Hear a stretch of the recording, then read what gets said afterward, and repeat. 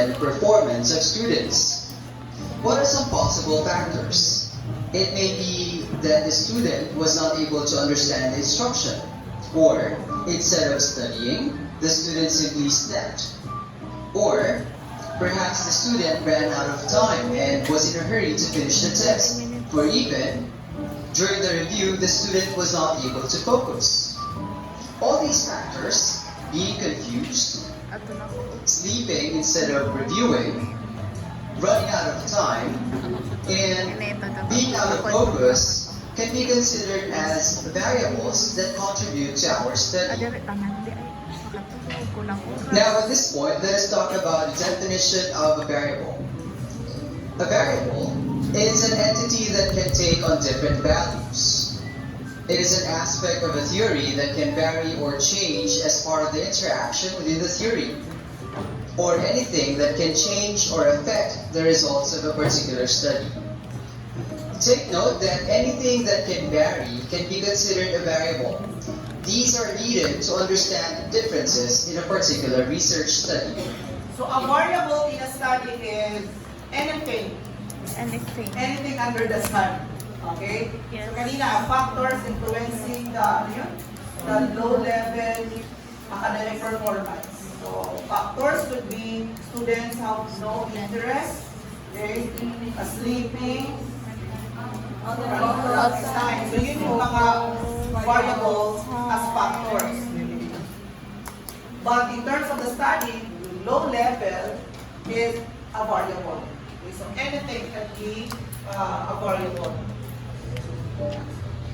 Again, a variable may take different forms. It can be age, gender, IQ level, the lifestyle of an individual, temperature, or medical treatment used. Remember that anything can be a variable as long as it is something that the researcher is interested in. Now at this point, let's talk about the different classifications of variables. Variables may be classified as numeric, categorical, experimental, or non-experimental. The classifications would determine the roles of variables in a particular study. Now let's talk about the numeric variable classification.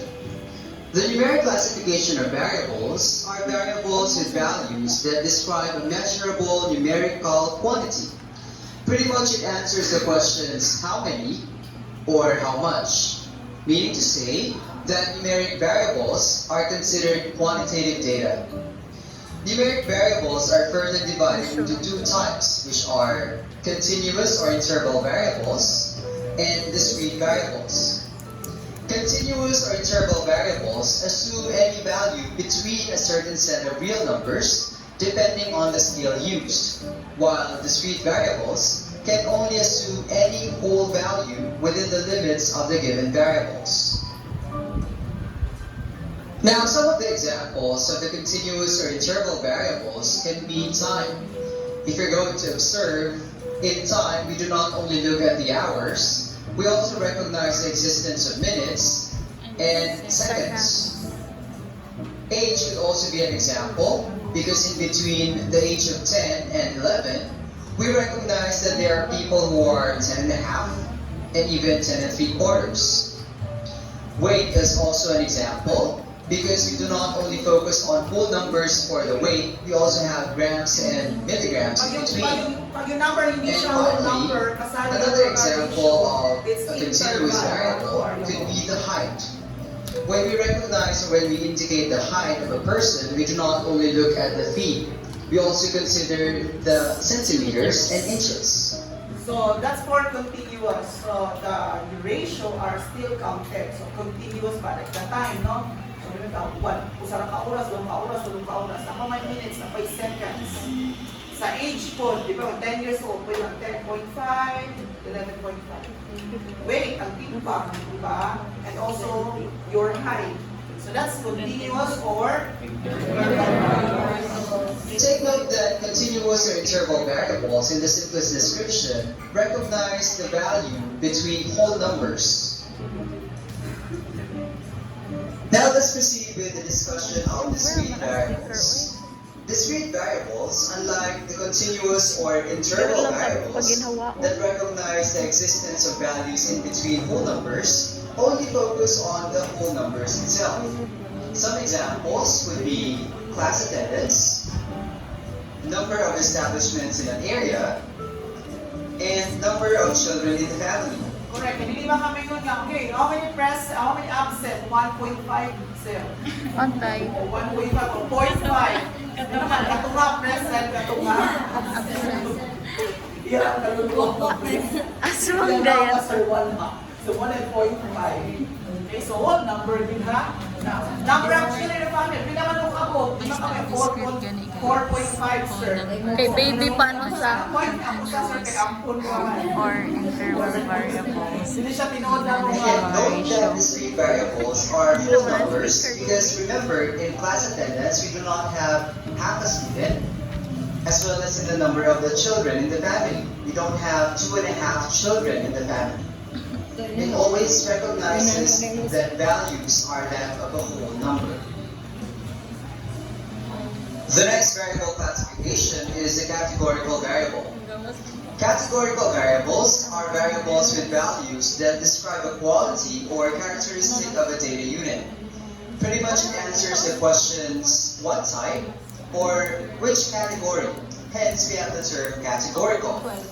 Now, unlike the numeric variables, categorical variables are qualitative in nature and are further divided into 4 types, which are ordinal variables, nominal variables, dichotomous variables, and polycotomous variables. Let's first talk about the ordinal variables. Ordinal variables can take a value which can be logically ordered or ranked. Some examples would be clothing size, academic ranking, levels of satisfaction, and salary scale. Take note of the operative terms, which are values that can be logically ordered and ranked. Some of these examples would explain that a person who is size XS or extra small is ranked differently than that of someone who is a smaller size. Take note that it gradually gets bigger in terms of the ranking. Similarly, in terms of academic ranking, a person who ranks first is different than someone who ranks second and someone who ranks third. In terms of levels of satisfaction, of course, a person who is very satisfied has a different level compared to someone who is simply satisfied or someone who is actually very satisfied.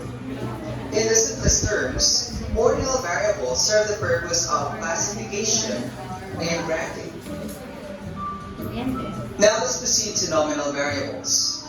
Nominal variables, unlike ordinal variables wherein the values can be arranged logically in terms of ranking, have values which cannot be organized in a logical sequence. Some examples would be the learning styles, the language spoken, blood type, and plate numbers.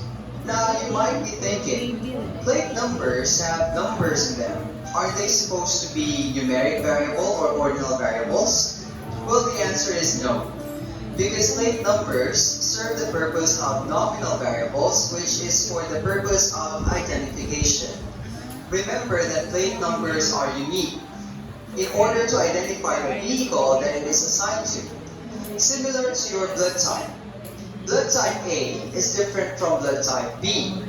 However, having blood type A doesn't mean you're greater than persons who have blood type B, or having a blood type AB doesn't mean you're the greatest among all these blood types. In terms of learning styles, being a visual learner doesn't mean you're greater than someone who is musical or auditory learner. It simply is for the purpose of identifying which particular learning purpose or learning style would serve you best. In terms of the language spoken, learning or speaking one particular language doesn't mean you're greater than all the others.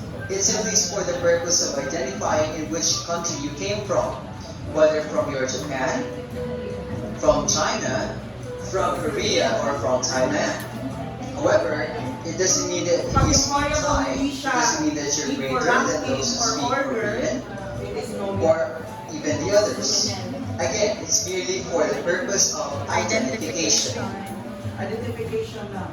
Before we proceed, let's sum up the differences and similarities between ordinal variables and nominal variables. Ordinal variables and nominal variables are both categorical. However, ordinal variables can be organized or ranked, while nominal variables would be for classification and identification purposes only. Let's now proceed with the other categorical variable classifications, which are dichotomous variables and polycotomous variables. Dichotomous variables are variables that represent only two categories. Example would be a yes or no choice, true or false, or even gender in terms of biological gender. Whereas polycotomous variables are variables that have many possible categories. Example would be performance level and educational attainment. Take note of the operative terms between the two. Dichotomous variables would only have two categories, while polycotomous variables would have many possible categories. Now let's talk about another variable classification, which is experimental variable. The experimental variable are variables that determine causal relationships. It is subdivided into independent variables, dependent variables, control variables, moderating variables, and extraneous variables. Now let's talk about independent variables and dependent variables.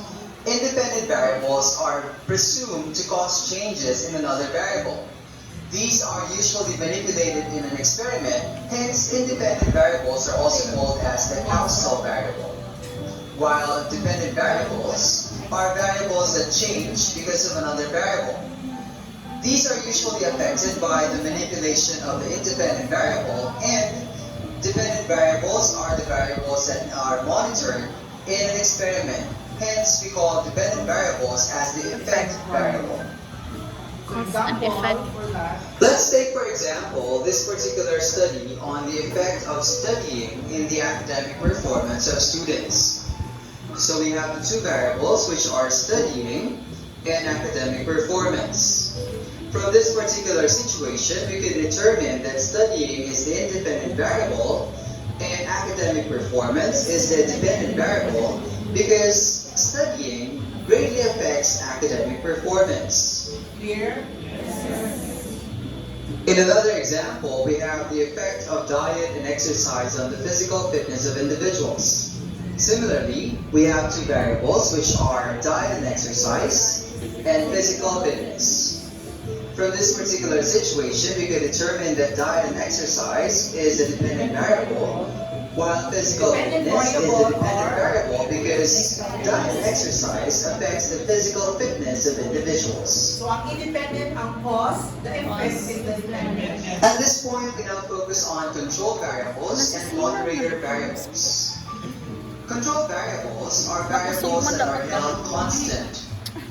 These help to identify the possible differences in the outcomes as a result of controlling certain variables. While moderator variables are variables that delineates how relationship of interest changes under different conditions or circumstances. Moderator variables may be quantitative or qualitative in nature. Let's look at this example of the study regarding the effect of playing music on the academic performance of students.